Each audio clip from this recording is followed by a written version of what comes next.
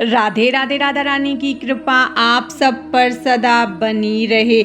ओम नमो भगवते वासुदेवाय नमः। आज हम वैशाख मास का छठा अध्याय सुनेंगे।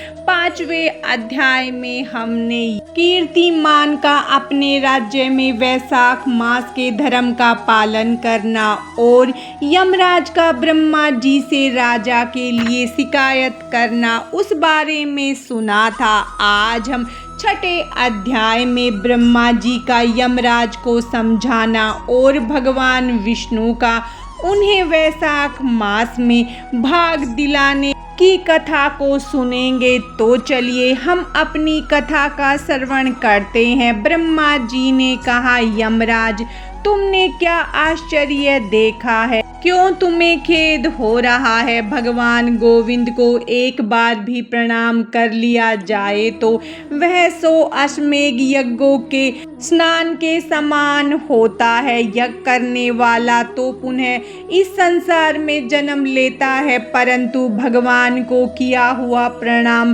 पुनर्जन्म का हेतु नहीं बनता, मुक्ति की प्राप्ति करा देता है। जिसकी जिह्वा के अग्रभाग पर हरि ये 2 अक्षर विद्यमान है, उसको कुरुक्षेत्र तीर्थ के सेवन अथवा सरस्वती नदी के जल में स्नान करने से क्या लेना है? जो मृत्यु काल में भगवान विष्णु का स्मरण करता है वह अभक्ष्य भक्षण आदि से प्राप्त हुई पाप राशि का परित्याग करके भगवान विष्णु के सायुज्य को प्राप्त होता है, क्योंकि भगवान विष्णु को अपना स्मरण बहुत ही प्रिय है। यमराज, इसी प्रकार वैशाख नामक मास भी भगवान विष्णु को प्रिय है, जिसके धर्म को स्मरण करने मात्र से मनुष्य सब पापों से मुक्त हो जाता है। उसके अनुष्ठान में तत्पर रहने वाला मनुष्य यदि मुक्ति को प्राप्त हो तो उसके लिए क्या कहना है। वैशाख मास में भगवान पुरुषोत्तम के नाम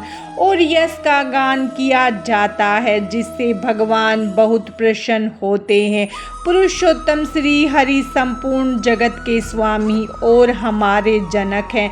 यह राजा कीर्तिमान वैशाख में उन्हीं भगवान के प्रिय धर्मों का अनुष्ठान करता है, जिससे प्रसन्नचित होकर भगवान विष्णु सदा उसकी सहायता में स्थित रहते हैं। भगवान वासुदेव के भक्तों का कभी अमंगल नहीं होता, उन्हें जन्म, मृत्यु, जरा और व्याधि का कभी भी भय नहीं प्राप्त होता। कार्य में नियुक्त किया हुआ पुरुष यदि अपनी पूरी शक्ति लगाकर स्वामी के कार्य साधन की चेष्टा करता है तो उतने से ही वह कृतार्थ हो जाता है। यदि शक्ति के बाहर का कार्य उपस्थित हो जाए तो स्वामी को उसकी सूचना दे दे, उतना कर देने से वह उऋण हो जाता है और सुख का भागी होता है। जिसने उस प्रयोजन को स्वामी से निवेदित कर दिया है उसके ऊपर न तो कोई ऋण है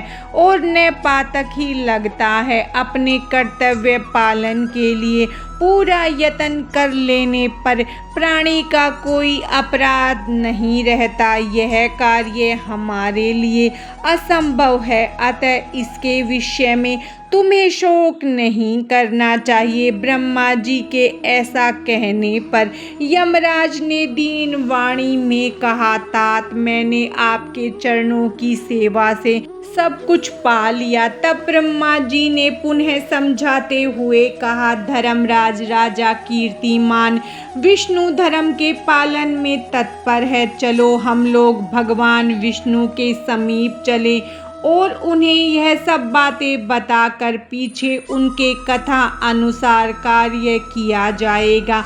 वे ही इस जगत के कर्ता, धर्म के रक्षक और नियामक हैं। इस प्रकार यमराज को आश्वासन देकर ब्रह्मा जी उनके साथ क्षीर सागर के तट पर गए। वहां उन्होंने सच्चिदानंद स्वरूप गुणातीत परमेश्वर विष्णु का स्तवन किया। ब्रह्मा जी की स्तुति से संतुष्ट होकर भगवान विष्णु प्रकट हुए। यमराज और ब्रह्मा जी ने तुरंत ही उनके चरणों में मस्तक झुकाया। तब भगवान महाविष्णु ने मेघ के समान गंभीर वाणी में उन दोनों से कहा, तुम लोग यहाँ क्यों आए हो? ब्रह्मा जी ने कहा, प्रभु, आपके श्रेष्ठ भक्त राजा कीर्तिमान के शासन काल में सब मनुष्य वैशाख धर्म के पालन में संलग्न हो आपके अविनाशी पद को प्राप्त हो रहे हैं।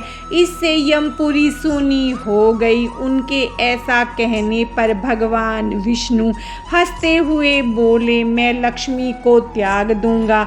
अपने प्राण श्री वत्स कौस्तुभमणि वैजंती माला श्वेत दीप वैकुंठ धाम क्षीर सागर शेषनाग तथा गरुड़ जी को भी छोड़ दूंगा, परंतु अपने भक्त का त्याग नहीं कर सकूंगा जिन्होंने मेरे लिए सब भोगों का त्याग करके अपना जीवन तक मुझे सौंप दिया, जो मुझ में मन लगाकर मेरे स्वरूप हो गए हैं। उन महाभक्तों को मैं कैसे त्याग सकता हूँ? राजा कीर्तिमान को इस पृथ्वी पर मैंने 10,000 वर्ष आयु दी है, उसमें से 8,000 वर्षों बीत गए। शेष आयु बीत जाने पर उसे मेरा सायुज्य प्राप्त होगा। उसके बाद पृथ्वी पर बेन नामक दुष्ट आत्मा राजा होगा, जो संपूर्ण वेदों तक महाधर्मों का लोप कर देगा। उस समय वैशाख मास के धर्म भी छिन्न भिन्न हो जाएंगे। वेन अपने ही पाप से भस्म हो जाएगा। तत्पश्चात मैं पृथु होकर पुनः सब धर्मों का प्रचार करूंगा। उस समय लोगों में वैशाख मास के धर्म को भी प्रसिद्ध करूंगा। सहस्त्र मनुष्यों में कोई एक ऐसा होता है जो मुझे अपने मन प्राण अर्पित करके अपना सर्वस्व मुझे समर्पित कर दे और मेरा भक्त हो जाए। जो ऐसा होता है वही मेरे धर्मों का प्रचार करता है। इस वैशाख मास में से भी वैशाख धर्म में तत्पर रहने वाला महात्मा पुरुष और राजा के द्वारा समय अनुसार तुम्हारे लिए भाग दिलाऊंगा। लोक में जो कोई भी वैशाख मास का व्रत करेंगे वह तुम्हें भाग देने वाले होंगे। उनके वैशाख मास में बताए हुए महाधर्म के पालन में तुम कभी विघ्न न उपस्थित करना। यमराज को इस प्रकार आश्वासन देकर भगवान विष्णु वही अंतर्ध्यान हो गए। ब्रह्मा जी अपने सेवकों के साथ सत्यलोक को चले गए। इसके बाद यमराज भी अपनी पुरी को पधारे। वैशाख मास की पूर्णिमा को पहले धर्मराज के उद्देश्य से जल से भरा हुआ घड़ा, दही और अन्न देना चाहिए। उसके बाद पितरों, गुरुओं और भगवान विष्णु के उद्देश्य से शीतल जल, दही, अन्न, पान और दक्षिणा फल के साथ कांसी के पात्र में रखकर ब्राह्मणों को देना चाहिए। भगवान विष्णु की दिव्य प्रतिमा वैशाख मास की महत्तम कथा सुनने वाले दीन ब्राह्मण को देनी चाहिए।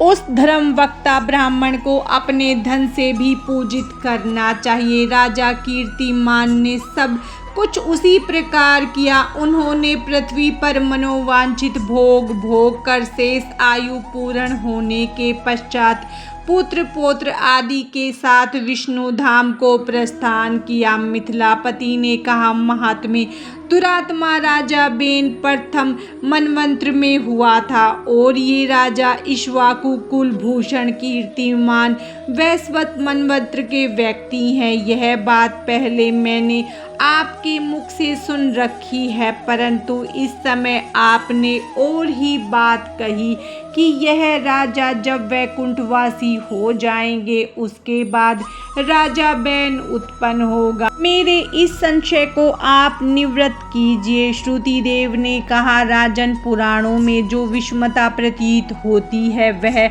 युग भेद और कल्प भेद की व्यवस्था के अनुसार है। किसी कल्प में ऐसा ही हुआ होगा कि पहले राजा कीर्तिमान और पीछे वैन हुआ होगा। इसीलिए कहीं कथा में समय की विपरीतता देखकर उसके अप्रामाणिक होने की आशंका नहीं करनी चाहिए। वैशाख मास का छठा अध्याय समाप्तम। भगवान श्री हरि विष्णु और माता लक्ष्मी की कृपा आप सब पर सदा बनी रहे। राधे राधे।